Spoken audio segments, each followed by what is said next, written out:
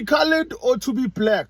That is the question. So as Tyla makes waves with the water around the world, her identity is threatening to make bigger waves. Firstly, super proud of Tyla. Can't get enough of her success, her story, her accent, her vibe. She is gold. South Africa, stand up, be proud.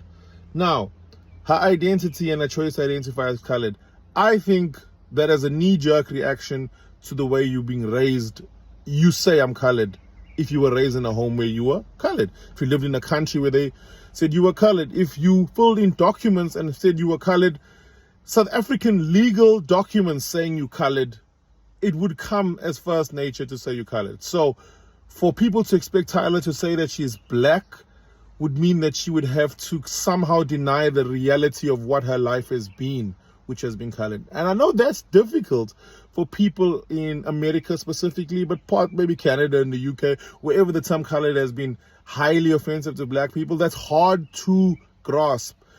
But let's maybe ask ourselves the question, why the term colored in the South African context is a problem to American people. It's not being used in the same context.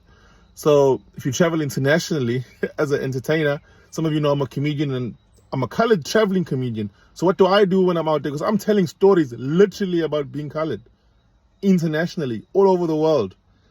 Firstly, understanding that the audience you are facing, read the room, they don't have any sympathy for the term. No matter how you present it, no matter how you package it, no matter how you contextualize it, they don't have sympathy for the term. So as a young entertainer, and I'm talking about before I was even a comedian, when I used to rap, I was in the UK. It's the first time someone ever said to me, what do you call yourself? But of course, by that point, I'd already figured out that there was like a contention over the term colored and black for people who look black in the global context. And so I said I was black because I kind of saw him coming.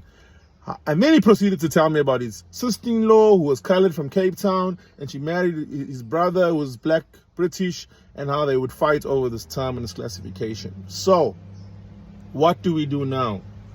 Do people accept that in South Africa, not just South Africa by the way, Zimbabwe, Swaziland, Eswatini, where people are identifying as colored, do they accept those people in the term that they've identified and grown up in? Or do we all get behind the idea to be black?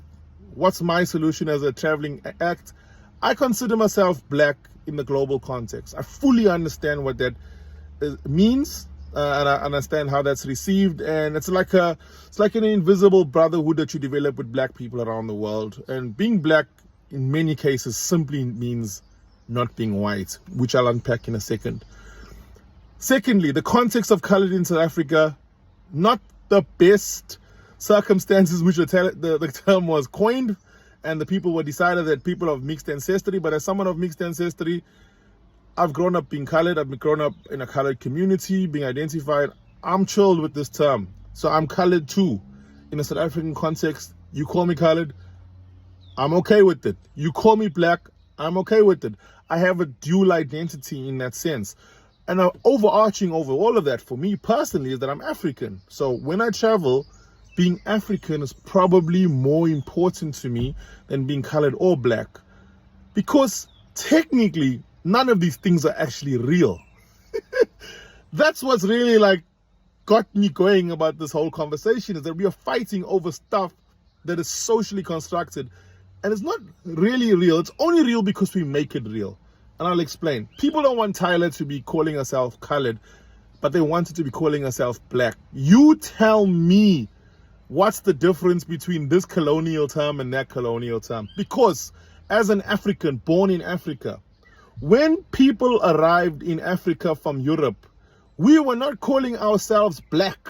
We did not call ourselves black. They came here and called us black.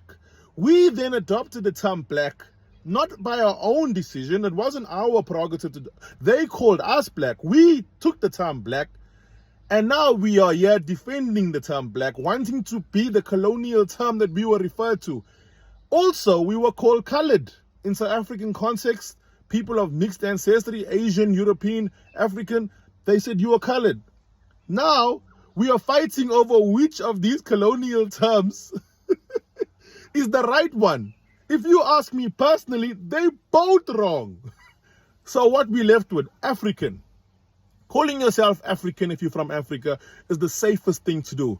But I'm going to make an argument that even that is so random. Because if you travel from Egypt all the way down to Cape Town, you're going to find so many multiple different cultures, completely different to each other in every way. Explain to me how those people are forced to be identified as one people just because there's no river or ocean that runs through the massive land they live on. People in Northern Africa, people in Southern Africa, a lot of the things, a lot of them have nothing in common, but they're forced to be called African just because we live on the same massive land. That's another European idea. Everyone who lives on this massive land is one thing. Yet they conveniently took Asia and Europe and split it into two different people, despite the fact that they also live on one big massive land. But the Europeans don't want to call themselves Asians or West Asians. They got their own classification altogether. But here in Africa, we are all one people and we are on a much bigger piece. We are all Africans, apparently, because they decided. Black, colored, African.